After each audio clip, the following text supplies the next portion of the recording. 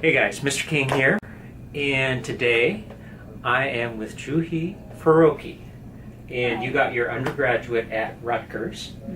And before we get to your research, could you tell us a little bit about your story about how you became a scientist? How did I become a scientist? Well, I became a scientist by not wanting to be a scientist at all. By which I mean, so I started my undergrad at Rutgers and I was super undecided. So I came in with the idea that I could do just about anything except science. And there were a lot of reasons for that. There were things that I hadn't liked before, but yeah, so I spent some time exploring and trying out a lot of things, and then I ended up taking a neuroscience class, kind of for fun, kind of related to some things that I had become interested in, and found myself really liking it. I really enjoyed it.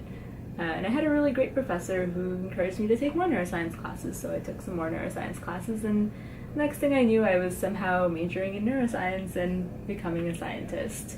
So somehow I ended up here. Okay, so you started out no science, but then one class changed all of that. Well, I guess a couple of classes. So I took a cognitive science class because I was interested in linguistics, and then got a little bit of neuroscience in that class and thought, this sounds kind of cool, maybe I'll take an actual neuroscience class. And then that one really kicked it off. So yeah, maybe a class and a half. Okay, sounds good. Could you tell us a little bit about your research? Okay, so I'm working on a project where we use imaging of the cortex, so the surface of the brain. So we have transgenic mice. We have mice that are bred to express a calcium indicator. So basically, if you look at the surface of their brain under a microscope, you can watch activity happen. It literally glows. And we're using that to look at how cells respond to things. So specifically, we're looking at how do different cells respond to different types of electrical stimulation that we apply directly to the brain.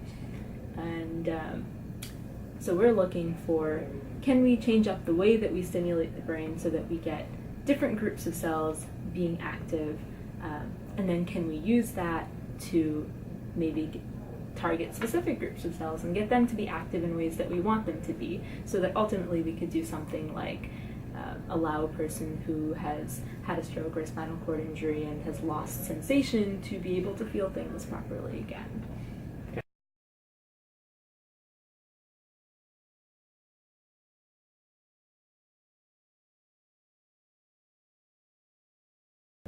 In science, part of the practices that the scientists and the engineers do is constructing explanations or solutions. Can you give examples in your research for that practice of constructing explanations or solutions? So the goal of what we're doing is to construct a solution, right? Like I said, there's this ultimate end goal that we want to create a system where we can activate certain cells so that we can fix a problem, which is that some people have lost the ability to have sensation. Now, in the process of that, we've actually been forced to construct some explanations because of another important part of the scientific process, which is failure.